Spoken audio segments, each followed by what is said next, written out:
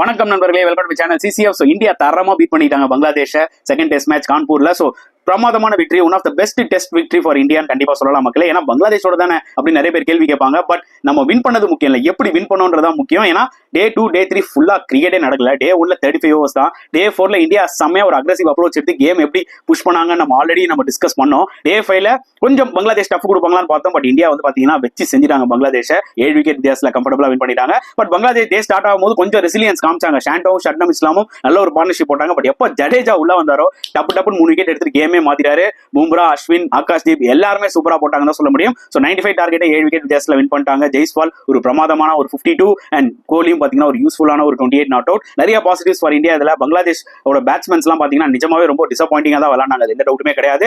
So Ravichandran Ashwin man of the series, man of the match Yashasvi Jaiswal. So இந்தியாவுக்கு ஒரு பிரமாதமான சீரிஸா அமைஞ்சது, அதுல எந்த டவுட்டுமே கிடையாது. இந்த சீரிஸை பத்தி நீங்க என்ன ஃபீல் பண்ணீங்கன்றத மறக்காம கமெண்ட் செக்ஷன்ல போட்டுருங்க.